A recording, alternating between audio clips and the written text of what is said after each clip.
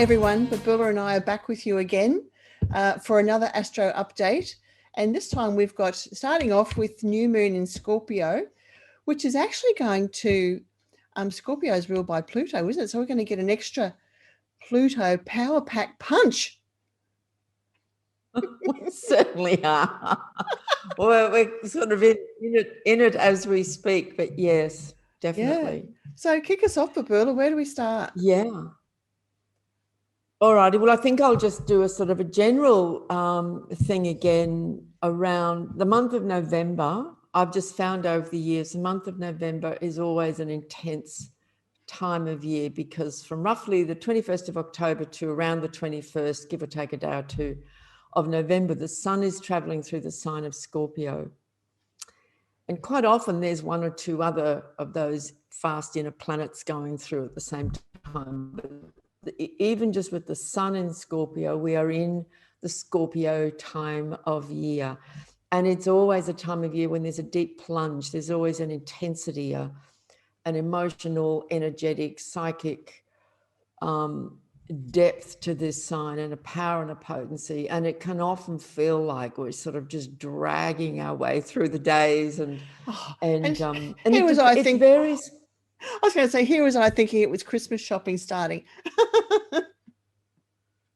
Well, there's that as well. That starts to kick in and we go, oh God, here we go. So yeah, it's just a very deep, intense time, and with everything that's going on in the world, like everything just seems to be magnified many degrees, many times, and there's a lot of other action going on with different planets as well. So yes, it's a very plutonic time where we're in really deep waters.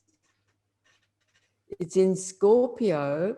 It's in this sign that we take a deep dive and we're confronted with shadows, with the shadow, with the dark, with the unconscious, with what's lurking, like it's like if you look down at the bottom of a lake, if you've ever been to Lake Ness in Scotland, and I have, this deep, inky black lake that seems bottomless and fathomless. It's that kind of energy, and it's no wonder that the legend of Loch Ness Monster has persisted all this time, because there's that sense of the deep black lake. What's down the bottom, what's lurking down there? And so that's such a wonderful metaphor, I think, for this Scorpio period. And any of you watching this who have Scorpio in your charts quite strong, this is just, yeah, that's right. That's what it's like. It's so deep and so potent, and we're in for many people, it's a very uncomfortable and challenging realm. If you're a bit scorpionic anyway, it's kind of go, yes, that's a sort of a very familiar place to be.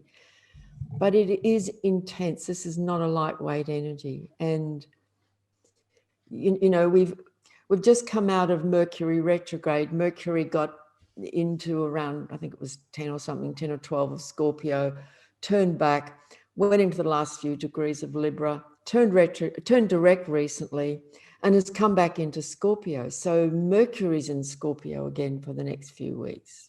So for people who don't understand astrology, what does that mean? Well, Mercury is the planet that's got to do with our mind and our thinking and information and communication and ideas. So our minds are have been taken into this deeper, darker realm, because the reason we go in there in Scorpio is because this is where we're going to meet unresolved aspects of ourselves, old traumas, old patterns, old buried emotions.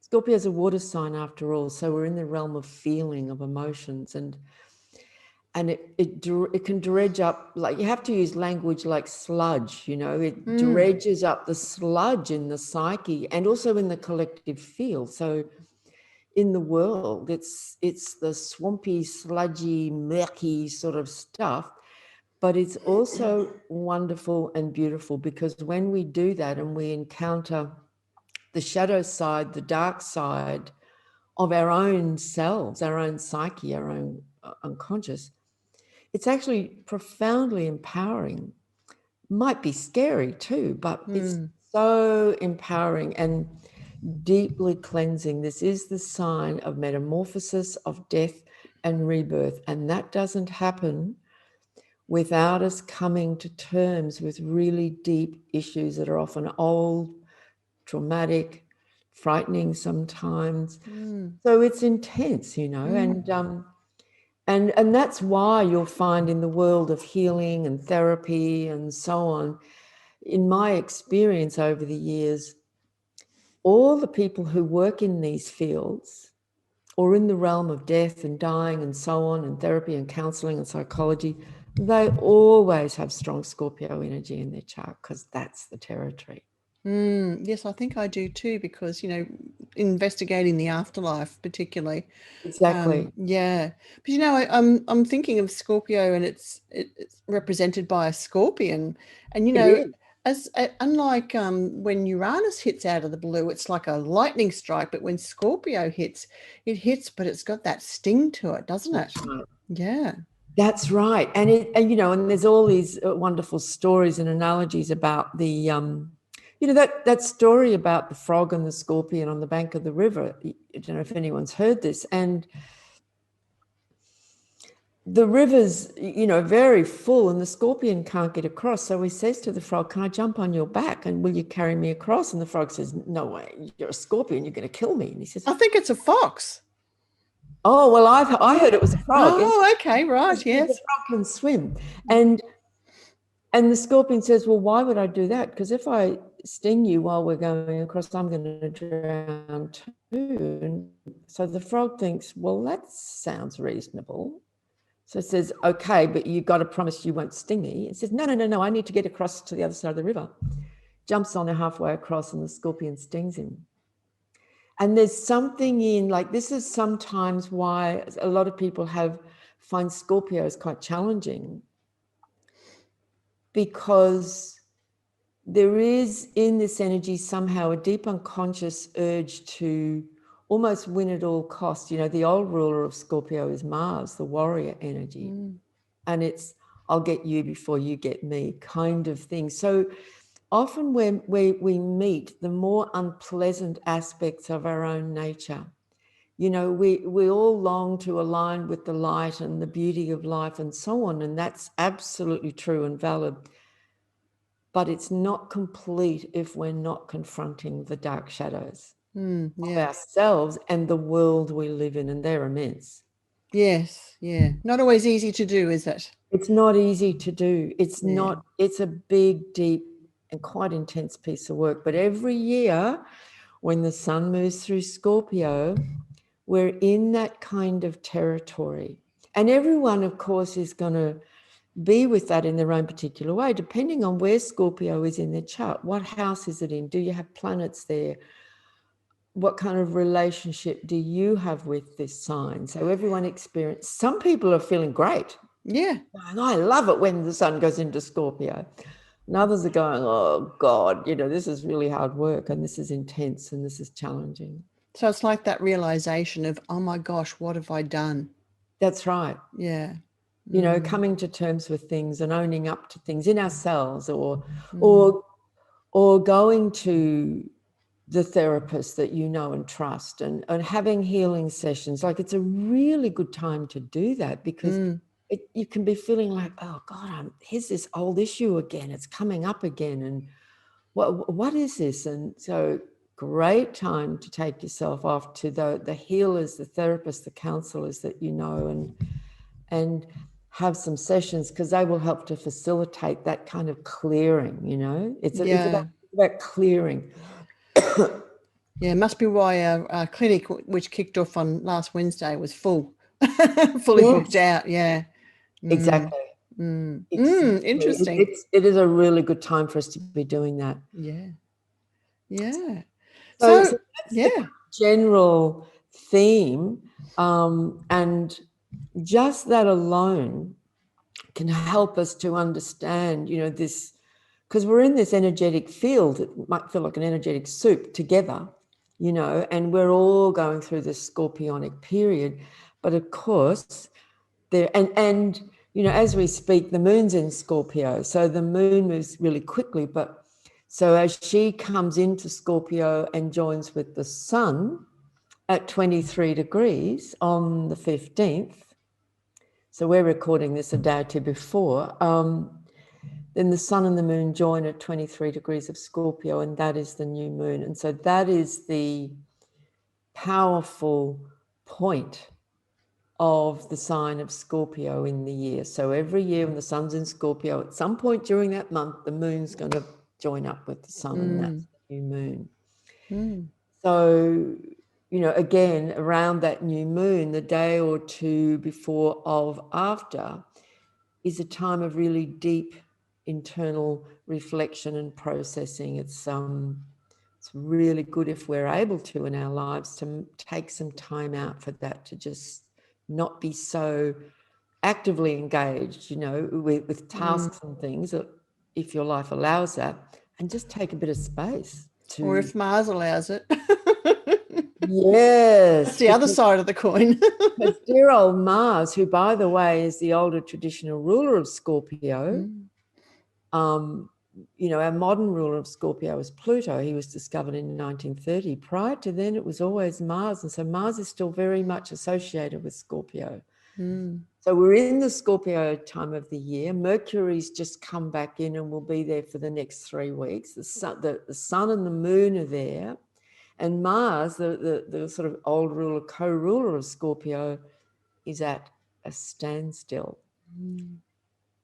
In Aries, his real sign of rulership.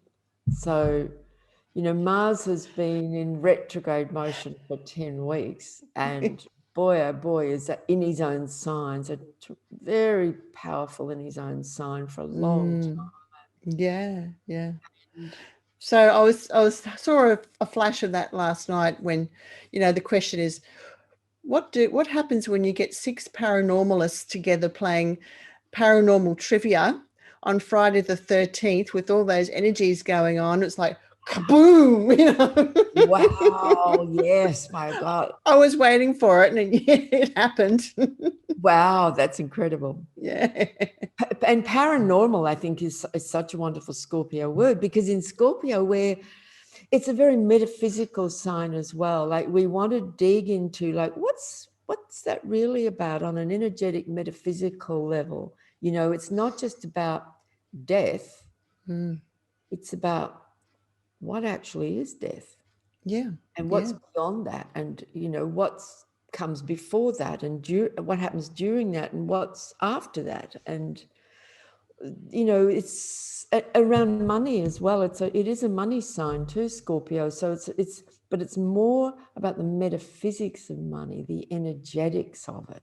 Yes. Death, of dying, of money, of power itself. Yeah. What is that, Around death and dying, that's been going on for a while, that there is this great reassessment by the medical people about what is death, when do we actually start to die, what happens before we die, and what are the signs, like there are steps through that process. Right. And people they're recognizing that. And then how long, when you stop breathing, are you actually dead, and when does the brain actually die, all those sorts of things. That's right. Very scorpionic. That's right. That's very, very. And so people who work in those fields of dying, of death and dying and so on, and also those who study it in that way, even scientifically, you can be sure they have Scorpio in their chart, because we're just naturally fascinated and interested and intrigued and want to understand it more deeply and more profoundly, So, and we are in a time of death and dying, and not yet emerged regeneration and rebirth, although there are absolutely signs of that. Many people are going through their own death and rebirth. The world is going through a death and a rebirth, and it's huge. And so as we come into this Scorpionic period, which is very strong right now, like, this is really in our face. Yes. It's really up. Yes. Yeah, fascinating stuff. I suppose around death and dying, would that sort of incorporate and rebirth, Also, does it also incorporate immunizations, all these issues with the immunizations that are going on at the moment? Definitely. Mm. Definitely, it does. And whatever, you know, anyone's views are of that,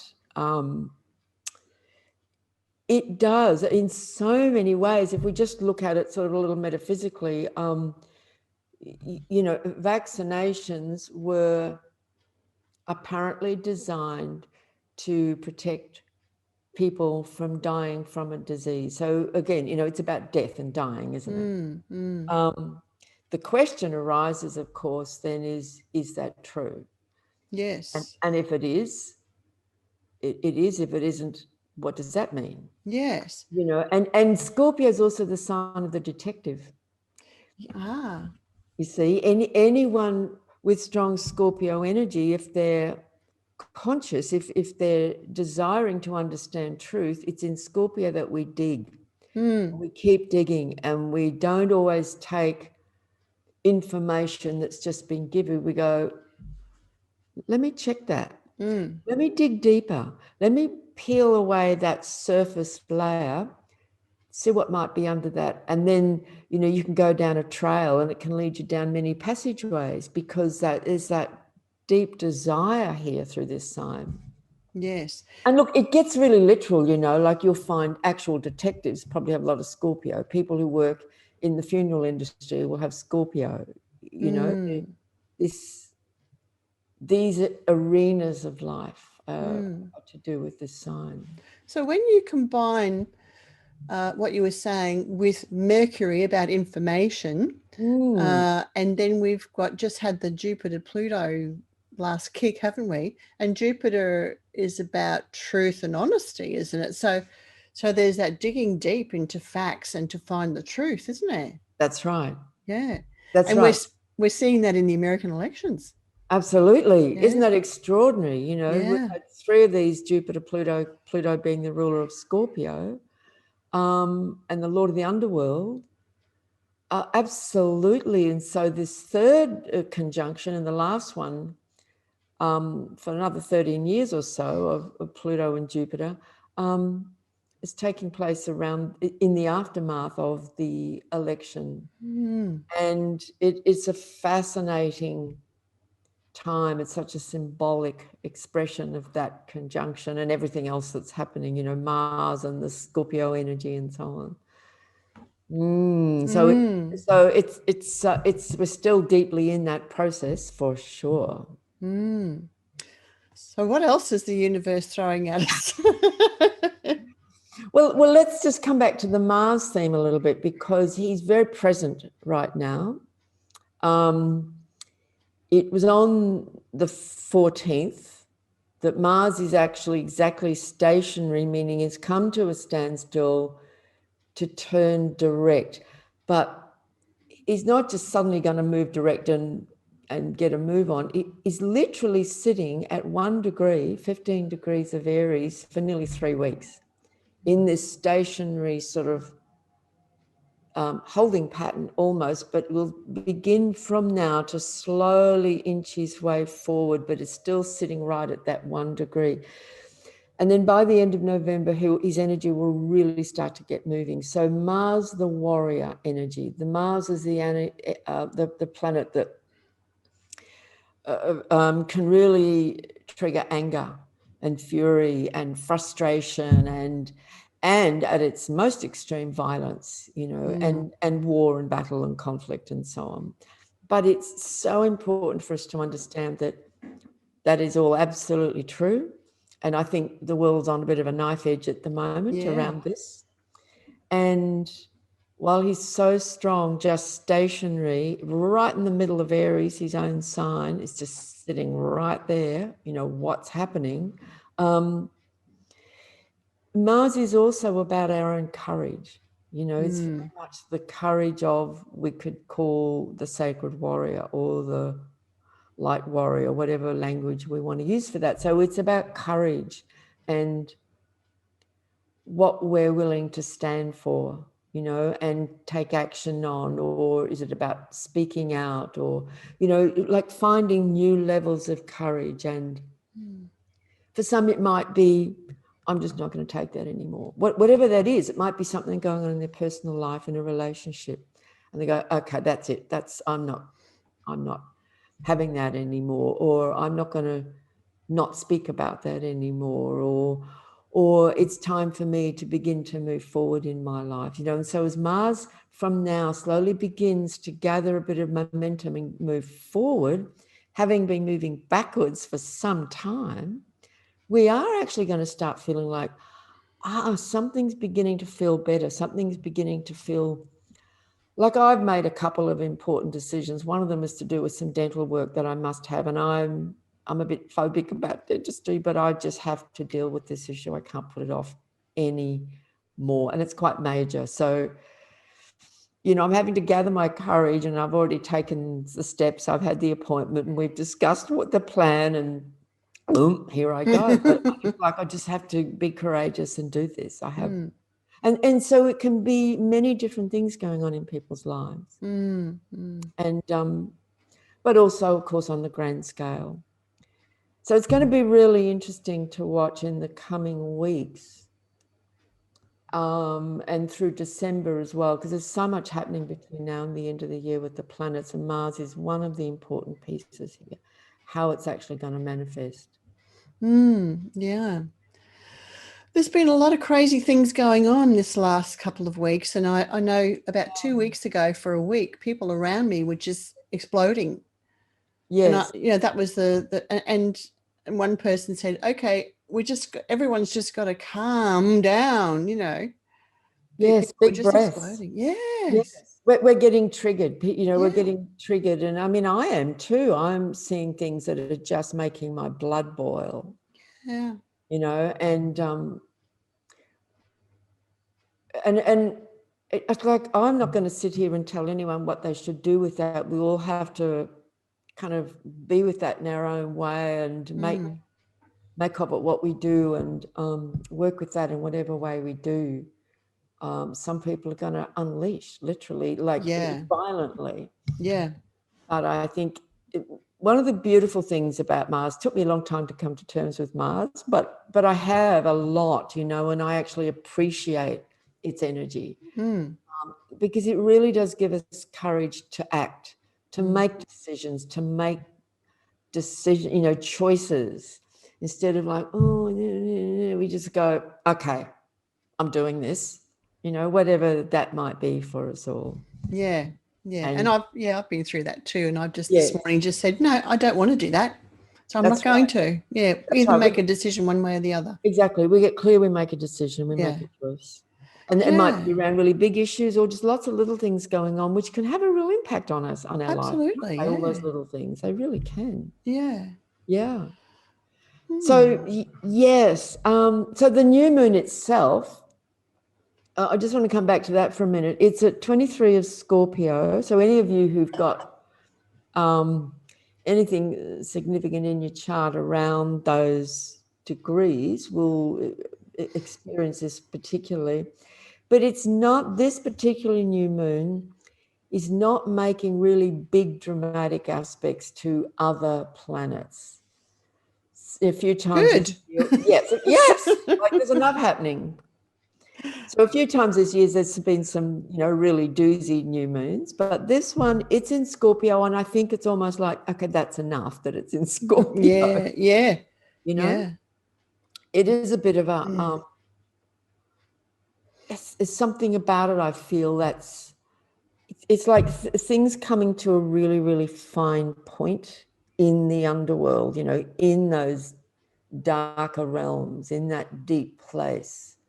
Something really coming to a point and coming to a head. And Scorpio is also quite volcanic, so it might be that on that full moon, or really around that full moon, there may be something that's like that erupts, because, and Mars is stationary. Yes. So there literally may be actual eruptions, as in bombs, volcanoes. But also eruptions of information, political eruptions, you know, like that sort of energy, I think, is very, you can feel it. It's like it's in the atmosphere. And sometimes eruptions are needed. Yes, things They need to be actually are. disturbed. Yeah. They do, you know, like the pressure in a volcano, the pressure just builds up underground, deep underground, and eventually something moves, like with earthquakes too, but with volcanoes particularly, and then up it comes. And you know, so in medical astrology, Scorpio is the sign of the purging of toxins. Okay. What is putrid and rotten? That's the language we have to speak in Scorpio, you know, it gets kind of nitty-gritty stuff in Scorpio. And it is literally the purging of toxins on all levels. So that's what we're talking about here. And I think a volcano, perhaps on a energetic metaphysical level for Mother Earth, is her way of releasing energy, you know, pent up energy, and it releases. And like if we've eaten something that like might have been a bit off, what happens? We purge it in the body. It has to come. Yeah. But this is, you know, I got to get that picture out of my mind. I know. It's like some people might be feeling, oh, that's all a bit distasteful and unpleasant. You know, why are we talking about this? But we must. This is absolutely. what it is. This is what it is. So for some people, this might be going on in their relationships. For others, it might be around their finances or, you know, or just difficult decisions they're having to make about their career or their work or their child's schooling. There's like a million ways this could be going on. Yes. And it might be across a number of issues. And I guess it's a concern as well, if you're bringing all that together about information about, and I hate to harp on it, but just information about COVID-19 vaccinations, you know, like, is it toxic? You know, how is it going to affect people? So those are issues that people I know are talking about and worried about, and not just in my alternative community, but also on my local you know, Facebook community page with 25,000 other community-minded people, you know, who aren't necessarily alternative. That's actually really good that people are actually looking at that, because it used to be a very small minority who were called very derogatory names in the mainstream. But I think this has become so out there and so extreme now, this issue, and this issue of mandated, or if not technically mandated, coerced many conditions. Like this is actually happening. Yes. And it is causing people to stop, and this must happen. And all you've got to do is look at, you know, ask your chemist for the insert in the vaccine packet. You're entitled to have it, and open it up, and it's like this long sheet of paper in fine print of all the things that are in it. Look up a few of those ingredients, and this is Scorpio. Do some digging. It's all the information's there. It's all available. We've just got to be interested and curious enough to want to actually go there, because that's one of the issues, to confront some of this shadowy stuff. It's easier to avoid it, like me going to the dentist, because I don't really want to know. And we all have these blind spots. For some, it's around this issue, you know, like I'd rather not know, but actually it comes to a point where we need to know. And when we get to that place and we start to look, it's very confronting and challenging. I think what I'm seeing too with people is there's this competing emotional commitment to information, or to accept it or dispel it. And it's not so much about the information. It's about whether they're willing to do the research, spend the time, do the research about all sorts of things, which will then make them part of a minority group. That's right. Or will they just stay in the yard where they're accepted, you know, behind that gate, you know. So there's this decision-making process. That's right. And emotional stuff that I'm seeing people go through. And with all this Mars energy, they're exploding against each other in so many ways. But it's not even really about the issue all the time. It's about their own feelings, which you're talking about That's facing right. up to, you know, facing up to the fact that, oh, maybe I really do need to look at this, but I don't really want to. That's right, because it's really confronting, because if we discover something that we previously didn't want to know, well, what does that mean? Like the implications, then a lot of other things start to change. So there is always in all of us, no matter how much we see ourselves as seekers of truth, there's always areas, you know, where we go, yeah, like I want to know about that, that, and that, but I don't really want to know about that bit. Yeah. Yeah. Because that's just too hard or too confronting or too challenging for me. I'd rather just quietly ignore that little piece over there. But it might be a really critical, like I've come to realize that my dental issues are actually having an impact on my health on a daily basis. Mm. And I've just kind of dealt with my health in all other ways. I've been a natural health girl like forever. Yeah. But this one issue I've kind of just conveniently put over here and sort of left it alone because I didn't want to go there. Yeah. And now I am, because I know I need to. So that's just an example. A shot of Mars. I know I'm getting very brave. I do have a wonderful, blessed, wonderful dentist, and they're very kind and they're just fabulous. So I'm very happy with that. So anyway, they're patient. Right. So that's my story. I know I'm in good hands and they take very good care of me. Yeah. So trust them. So this is perfect. I have had one traumatic experience with a dentist.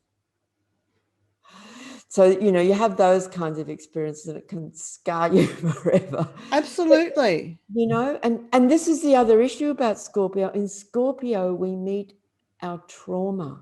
Yes. You know, those old scars of trauma. And this is why this sign is about healing. And I know many amazing, extraordinary Scorpios who I think they're the most incredible human beings. And they have been through their own dark journey, you know, and become healers and therapists and guides, and, you know, really amazing. Yeah. And I think when I think about Scorpio, I think about soul retrieval. Yes. You know, the parts of us that have split off through that trauma throughout our life, and then coming to terms with that and then gathering it back into ourselves. And when we do that, we stand more in our power. That's right. Exactly. And it's this deep cleansing on a soul level and the retrieval of, so that we become whole. Yeah. You know, and it's an emotional process. You know, it's deeply emotional and extraordinary and wonderful. Yeah. Regeneration. I mean, it's literally the caterpillar turning into a butterfly. And in the process to do that, it goes into a dark cocoon and turns to goo. So we go through these passageways of darkness that we feel like we're just shut off from the world and we've turned to goo and everything's died, you know, and then emerges this glorious creature, which is all of us. That's what we are ultimately. But then every year we get this Scorpio phase where, okay, down we go again. Here's another piece. Yeah. And I think in my own local community, I'm seeing it revivify, coming back to life in its own way. It's been a very subdued energy. Yes. Going through that process. And I was at the local shopping centre, for example, just yesterday, and it was the busiest, the most joyous, the most I had a sense from people that they were appreciating being part of a community again. Wow, that's fantastic. Yeah, yeah. So, and I think that's a good sign. That's a good early start to going forward in a more positive future. Even though there's this other stuff going on, you know, about still wanting to take our freedoms and restrict us, but there's like a new seeds planted to it's like everyone's taking a breath and going, oh, I'm alive. That's exactly. And so we get to appreciate those really simple, fundamental truths, don't we? Yeah. Then, of course, what happens, and we'll talk more about this next time, after the Scorpio period, guess what? We come into Sagittarius. So we go into the deepest, most intense depths. And then having gone through that, we come out into the horizons of freedom and truth in Sag. Like, and that's what I love about the zodiac, you know, it's this journey, and each stage has its purpose and process. And in Sag, we get to just go and expand and open up. But we have to go through the Scorpio bit first. Yeah. And I would say on the collective level, it's like the whole world, all of humanity is kind of going through a, not just this month, but particularly this year, like a Scorpio process, big time. But there will be out the other side of this. And this had to happen first. And then we really appreciate and value having gone through it. Yes. So this is the thing. So what else?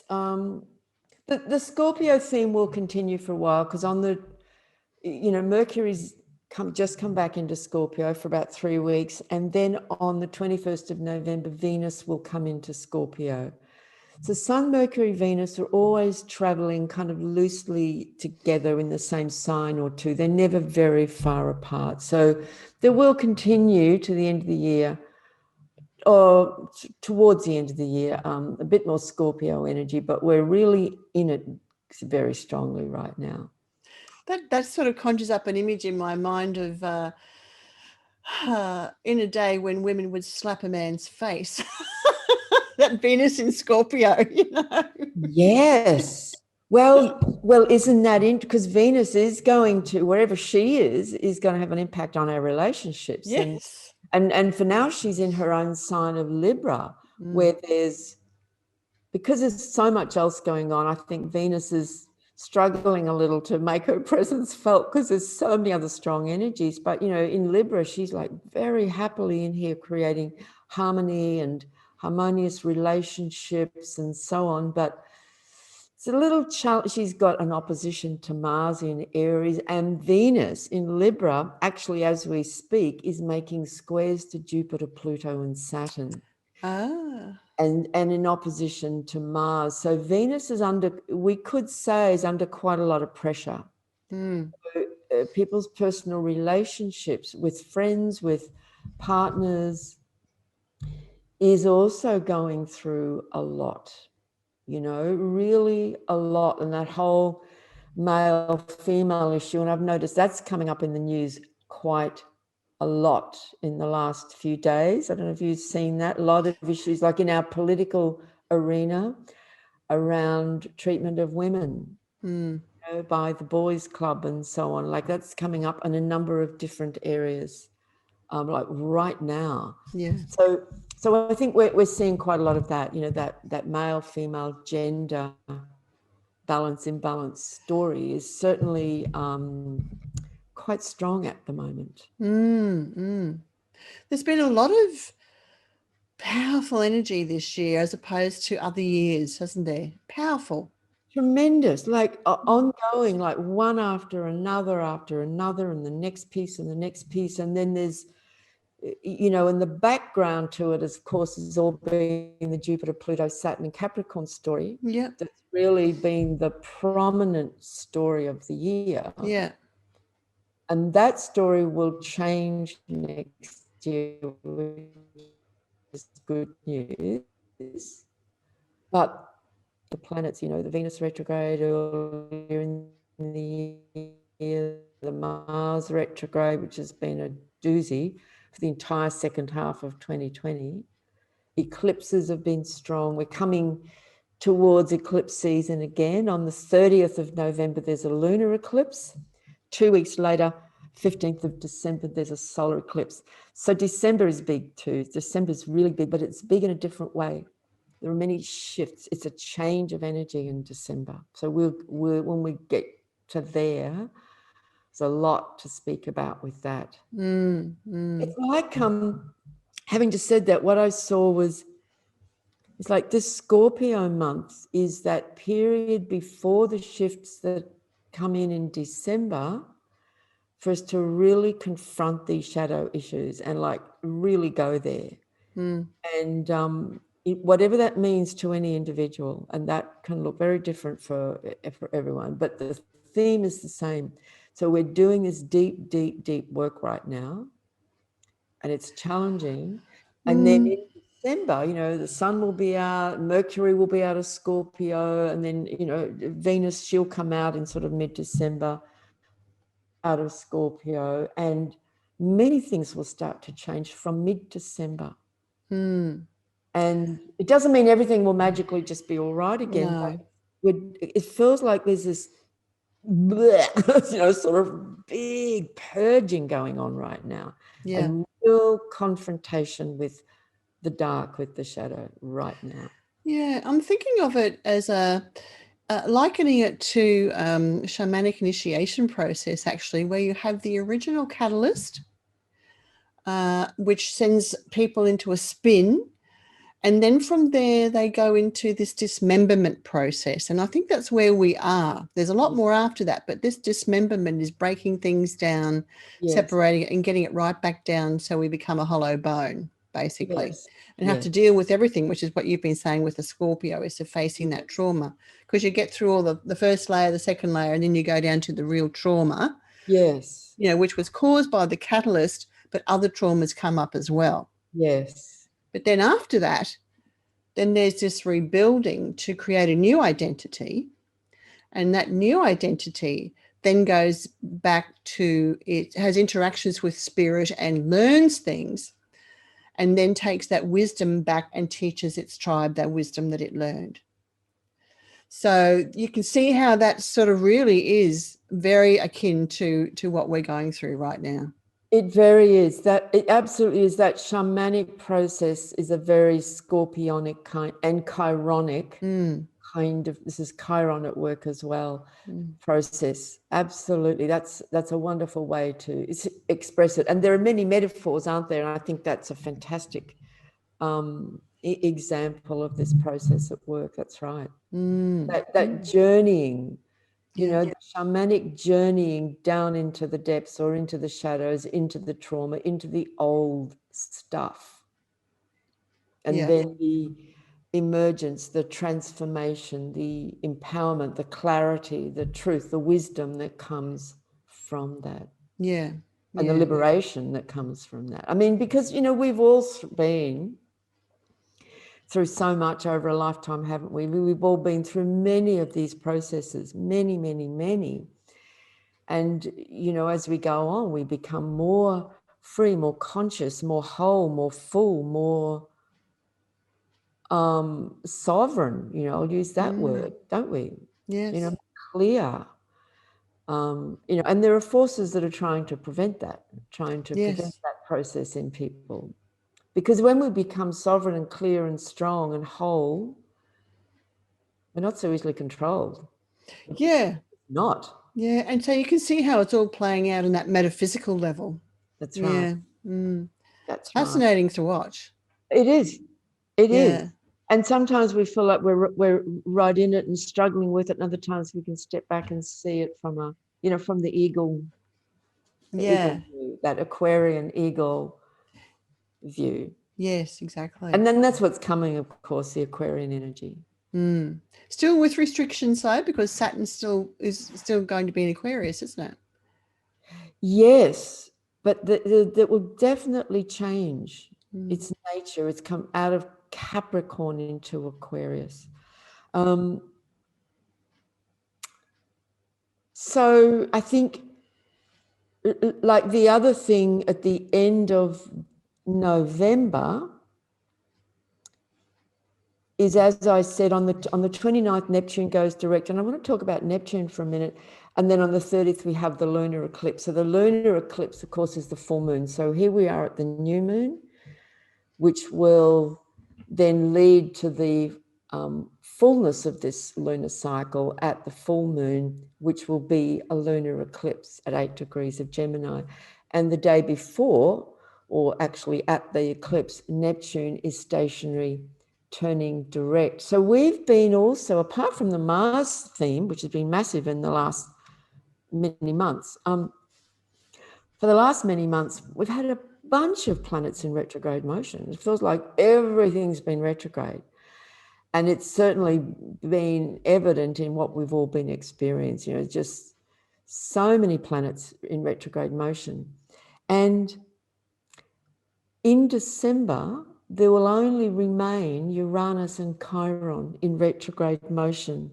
And Chiron turns direct on the 16th of December. So in the second half of December, we only have Uranus left, and he turns direct on the 14th of January. So that's a change as well. The fact that some planets now have already come out of retrograde motion. Mars is doing that now. We've come out of Mercury retrograde, which has been a doozy in my experience. And then Neptune, which has been retrograde for about 5 months, will turn direct as well. So when this happens, there's a sense of something releasing. There's a oh, okay, that energy now feels like it can begin to move on, having done whatever it needed to do in the retrograde period. So Neptune, I'm not sure how we're going for time. Oh, you're right. You're right. Okay, we're good. I just realised I got a big clock now over there. I could just get a little tiny one that I can't see from here. So the Neptune's part of all of this story. Neptune has not been a particular major actor in the story of this year, but his presence has been there, of course, because and for some individuals, like Neptune's been moving around 17, 18, 19, 20 degrees this year of Pisces. So if anyone's got planets or angles in their chart at those degrees, they're having their own very strong Neptunian experience. But in the collective field, Neptune's just been like a background presence, but an important one. So for 14 years, he's moving through his own sign of Pisces and is kind of just coming past that midpoint of this sign. So that piece for humanity, 14 years of Neptune in Pisces, is in many ways, it's about our collective grief about the state of the world and suffering. You know, the numbers of people on this planet who are really suffering, you know, in incredible ways. And we all go through times of just incredible emotional suffering. And the other thing about Neptune is that it's the planet of illusion and delusion and smoke screens and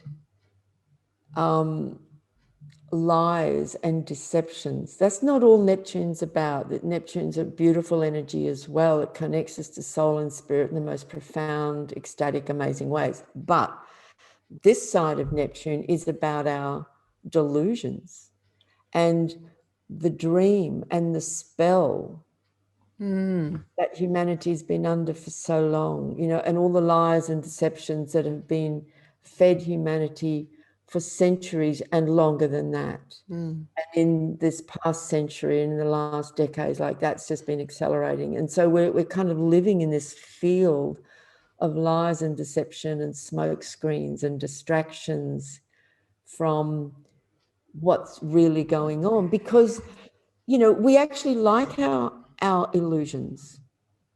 We like our delusions. It's in many ways, it feels easier than facing up to hard reality. And we're getting massive doses of hard reality this year, which is the whole Saturn Capricorn thing. Like, here it is, it's in your face, this is it.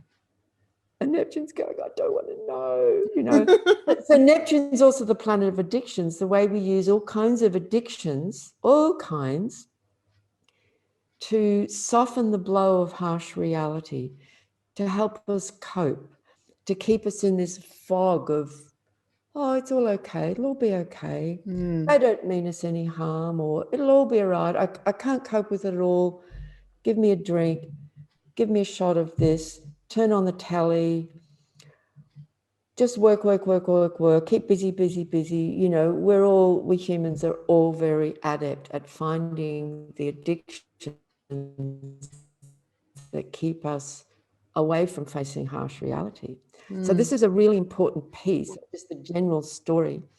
And I think that while Neptune is now in retrograde, is slowing right down and preparing over these next 2 weeks gestation and then start to move forward again. I think this is one of the themes for us all, is to come to terms with, wow, we've just been living in this soup of illusion and lies and fantasy and dream. And, you know, and movies and TV have all been part of that. You know, we're constantly being fed, and social media and so on, constantly, and all the censoring that's going on social media. I mean, it's getting so extreme, it's almost comical, but it's not comical. Yeah, so this is a part of the story that's going on in the background as well. Yeah, there's a lot. There's a lot to process. There's a lot. Yeah. There's a lot to process. And the Neptune part of that, and I see this all the time with people when they're having strong Neptune transits, is it can be exhausting and tiring and overwhelming. Like people, you know, we all get to a point where we just go, I'm just exhausted from it all. Yeah. I think I'm seeing that it's definitely seeing that in people. Yeah. So again, the theme with Neptune is to work with our connection to soul and spirit. So this is where Neptune's gifts come in. It's meditation, spiritual practice, healing modalities, the arts, bringing beauty into our life in whatever way, to restore our sense of connection to nature, to soul, to spirit, to God, to goddess, whatever that is for us, you know, like to use Neptune in that way, because that's what he's really about. Yeah. Sounds good. Yeah. Well, that's a very interesting summation of what's going on. Is there any last comments that I don't think so. That's okay. That's enough. Plenty, but I think that's absolutely plenty. So I think if we can all just find ways to be really easy on ourselves, particularly now, to really be easy and take time out where and when that's possible. If you're feeling just really tired and exhausted, just get more sleep, rest. Yeah. Doing things for ourselves, being kind to ourselves. That's right. Yeah. Self-care is so important, because this is, you know, I think as many people are saying, this is not a sprint, it's a marathon. You know, self-care is really important. Yeah. Oh, great. Thank you, Babula. That's a lot to digest, and I'm sure people will get something out of that. I hope it's helpful. Yeah. Yes, and it just helps plot the course, doesn't it? Yeah. Give us a bit of framework. Yes. Yeah, and help us navigate navigate through it. Yeah. That's right. Yeah. Oh, thank you. Thank you so much. Lovely to have you join us again. Thank you. I always enjoy it, Cheryl. Okay. And we'll see you again next time. In a couple of weeks. Okay. Bye. Bye.